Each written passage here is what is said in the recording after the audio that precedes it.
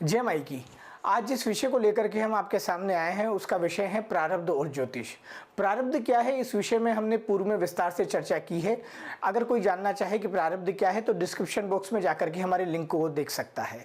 ज्योतिष क्या है, इस विषय में हम समझना चाहेंगे कि ज्योतिष का मूल उद्देश्य क्या है। ज्योतिष का मूल उद्देश्य व्यक्ति को या मानव को जीवन मुक्त बनाना है। तो मुक्ति का विज्ञान ही ज्योतिष है कि किस प्रकार मनुष्य अपने जीवन के ऋणानुबंधों से मुक्त हो सकता है, ये ज्योतिष हमें बताता है। अतः ज्योतिष कर्म का एक विज्ञान है और ये मानव जीवन के उन सभी पक्षों के बारे में हमें बताता है जिन्हें हम अपनी सूक्ष्म इंद्रियों से, हमारी स्थूल इंद्रियों से नहीं देख सकते।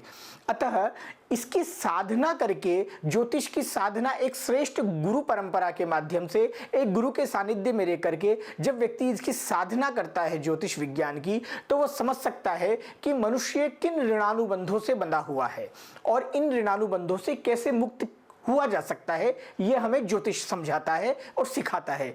तो हमने ये समझा कि प्रारब्ध, जब संचित कर्म के फल अंश हमारे को उद्घृत हो जाते हैं तो प्रारब्ध बनते हैं और प्रारब्ध रूपी सूर्य की जब पहली किरण उदित होती है, समझिएगा, जब प्रारब्ध की पहली किरण उदित होती है तो मनुष्य का जन्म होता है। अतः मनुष्य का जन्म ही प्रारब्ध के कारण हुआ है। तो जब मनुष्य का जन्म हुआ, जब मानव का जन्म हुआ किसी व्यक्ति विशेष का, तो वो एक निश्चित समय था, वो एक निश्चित स्थान था जहां उसका जन्म हुआ और एक निश्चित दिनांक थी जब वो पैदा हुआ। इन तीनों तथ्यों का जब सम्मिलित रूप हम देखते हैं तो हम पाएंगे कि आकाश मंडल में इन तीनों तथ्यों के समायोजन से एक विशेष परिस्थिति बनती है और उस समय इन तीनों संयुक्त तथ्यों पर जब आकाश मंडल में स्थित राशियां, आकाश मंडल में स्थित ग्रह और आकाश मंडल में स्थित नक्षत्र, ये तीनों इन तीनों तथ्यों के साथ सम्मिलित होते हैं तो एक विशेष परिस्थिति बनती है और एक विशेष परिस्थिति ज्योतिष विज्ञान में इस कुंडली के रूप में परिलक्षित होती है। और इस कुंडली में उस मानव जीवन के समस्त ऋणानुबंधों के बारे में हमें इस विशेष स्थिति, जो विशेष आकाश मंडल की स्थिति बनी है, उसके माध्यम से पता लगाया जा सकता है। अतः मैं यहाँ कहना चाहूंगा कि व्यक्ति का जन्म प्रारब्ध की वजह से हुआ और इस प्रारब्ध के द्वारा हमारे जन्म की समय, स्थान और दिनांक निश्चित की गई और इस निश्चित समय के कारण ही आकाश मंडल में एक निश्चित स्थिति बनी और आकाश मंडल में जो निश्चित स्थिति बनी उसी से हमारी कुंडली तैयार हुई। अतः हम ये कह सकते हैं कि प्रारब्ध के समय ही हमारा कुंडली तैयार हो चुकी थी, हमारा ज्योतिष विज्ञान की सारी आधारशिलाएं रख दी गई थी। आपने सुना भी होगा, जैसा कहा गया है कि प्रारब्ध पहले रचा फिर रचा शरीर, अतः शरीर रचने से पहले ही प्रारब्ध रचा जा चुका होता है। तो हम अब ये समझेंगे कि प्रारब्ध और हमारे जीवन के उन पक्षों में क्या क्या समानता है और ये एक दूसरे से कैसे अंतर्निहित है।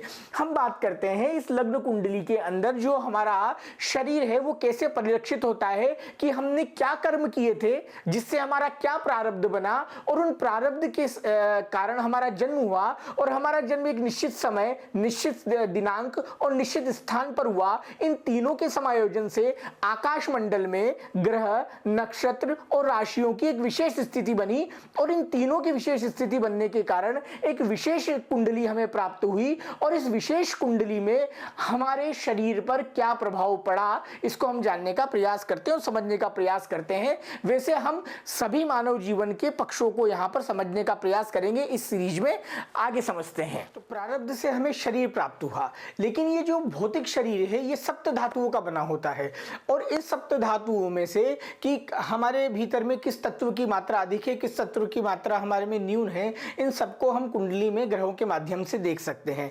जैसे कि सूर्य हमारे को आत्मा के बारे में इंगित करता है, चंद्रमा जीवनी शक्ति और मन के बारे में बताता है, मंगल रक्त और मांस के बारे में बताता है, बुध त्वचा, गुरु वसा और फेट के बारे में, शुक्र वीर्य के बारे में, शनि स्नायु तंत्र के बारे में बताता है। तो इस प्रकार हमारे को जो प्रारब्ध से प्राप्त शरीर है वो कैसा है, उसमें क्या क्या दोष हैं और वो किस प्रकार कार्य करेगा, इसका हम जवाब अपनी कुंडली में ढूंढ सकते हैं। लेकिन अब यहां पर एक मिसअंडरस्टैंडिंग क्या है कि भाई ये तो भाग्य है, कुंडली तो भाग्य बताती है। नहीं, शरीर तो हमें प्रारब्ध से प्राप्त हुआ ना, इसका मतलब हम ये कह सकते हैं कि हमारा प्रारब्ध ही भाग्य है।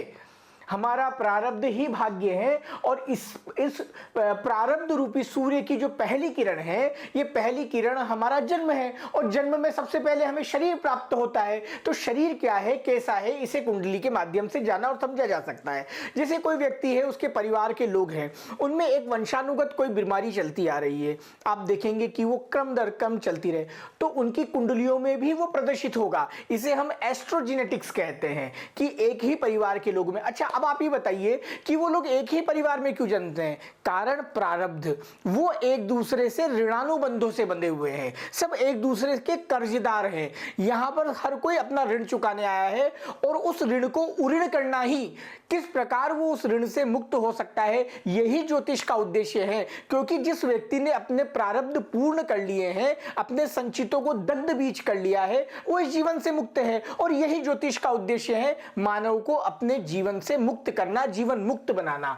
तो परिवार के लोग हो, चाहे संतान हो, यहां तक कि नौकर भी अगर हमारे को प्राप्त होते हैं तो वो भी एक ऋणानुबंध से प्राप्त होते हैं। अतः ये शरीर जो हमें प्रारब्ध से प्राप्त हुआ है, ये भी एक ऋणानुबंध से प्राप्त हुआ है। अब ये ऋणानुबंध जो शरीर का है, ये किस प्रकार कार्य करता है, हम आगे के वीडियोस में इस पे विस्तार से चर्चा करेंगे, मानव जीवन के समस्त पक्षों को प्रारब्ध और ज्योतिष को जोड़ते हुए। क्यों?